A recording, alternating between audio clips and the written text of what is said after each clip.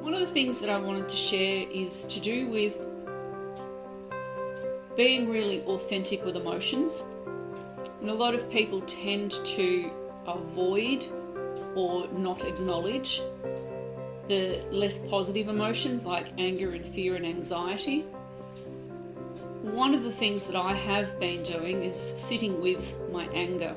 I also acknowledge the things that piss me off. And I do that for a reason. Because within anger, there are lessons about who we are. And for me, as I sit in my anger over the situations that are taking place around me that I am part of, I see the lessons that are there for me. And those lessons include recognizing that my anger comes from things like not feeling heard, not feeling listened to, feeling like I have to fight to be recognized. And then I explore that layer. What does it mean to not be heard? And I'm drawn back to moments in my history where feeling like I wasn't listened to made me feel like I wasn't important and that I didn't have any value to the people around me, whether that be family, friends, people in the school environment or the workplace environment. And then I go below that and it's, what does it feel like to not feel important and not feel valuable?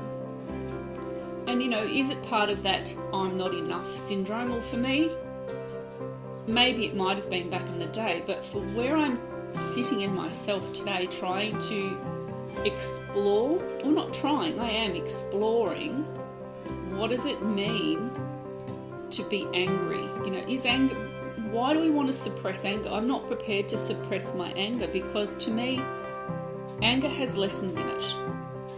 And I'm not going to ignore the fact that I feel frustrated and angry, but I also don't dwell in it, as in I don't intentionally walk around with malicious feelings of wanting to seek revenge, or I'm not someone who becomes hateful about something because of my own anger, because I realise that anger is about perception.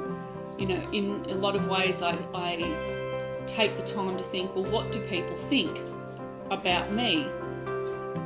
And I break that down and realise, well, I don't know what they think unless I ask them. And then even if they answer, are they answering truthfully or are they being polite? Again, I don't know. And unless I ask them that question, are you being truthful or are you being polite? They again may not feel comfortable answering that question. Because communication has a lot of layers to it and perception has a lot of layers to it. I'm not going to be somebody who perceives that others around me have a particular viewpoint about me unless I ask and unless they honestly and authentically tell me. And of course, we know that that generally doesn't happen. And that's why haters get away with being haters, is because nobody actually questions them and they themselves often can't answer.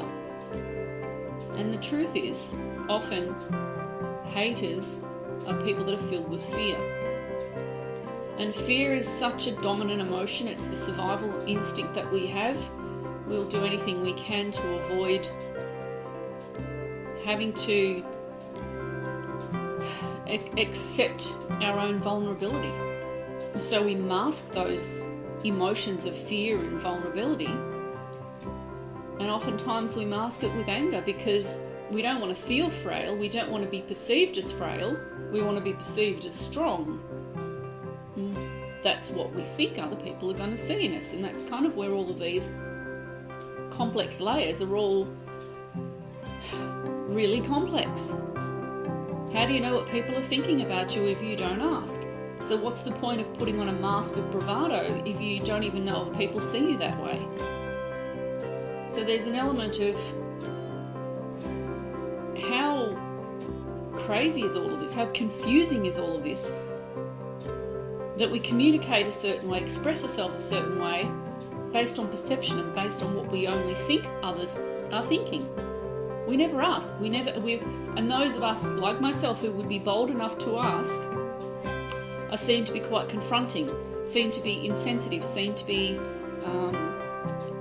just way too bold, and there's this tendency that people perceive me, and I've had it said to me, so I trust that when people say things reactively, a lot of the time they're speaking it in a truth, even if they don't know the depth of that truth. And I've often had it said that because I'm so bold and outspoken, that I have some sort of an ego base going on, and often the time it's not. It's just I want to understand, I want communication, and oftentimes I perhaps use the wrong wording or the wrong tone of voice for how others need to hear it. And that's not to say I'm wrong, I just haven't read the moment properly. And I'm capable of reading moments better than perhaps what I used to. So it's all about understanding language, understanding and being sensitive to people around us.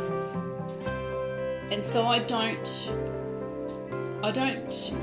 dismiss the value of being angry, because there are massive lessons in anger, just as there are massive lessons in acknowledging fear, as in acknowledging joy and sense of love and nurturance and happiness. So there's power in our emotions. We just need to know how to read them properly and what to do when we sense our emotions, how to read them. What do we do to read our emotions? So I never dismiss the value in being angry. I actually use it as a stepping stone to go down deeper into myself and to understand what exactly is the motivator behind my emotions. And that then lets me feel a sense of not control, because I don't need to control, but it gives me a sense that I can choose how I then want to express the emotions. So it's really, to me, that's really valuable. If we can gain a sense of our own motivators, what's triggering and what's making us choose the emotions, even though we don't consciously choose them initially, sometimes it's just an instant reaction. Once we're aware of that, then we do become able to choose. We can switch off the automation and make it manual. Instead of just everything happening, we can make it happen. We can make the choice. So again, I openly condone acknowledging the anger, embrace it, but it doesn't become central and core, and then, we don't condone inappropriate or unhealthy responses. Acknowledge the emotions for what they are, acknowledge the reality of them, and treat them with the respect that they are. They're part of who you are. And, once you're in a position to do that, you recognise that your emotions are a normal part of your self-expression and a normal part of who you've become. So anger is a healthy emotion. You just got to know what to do with it.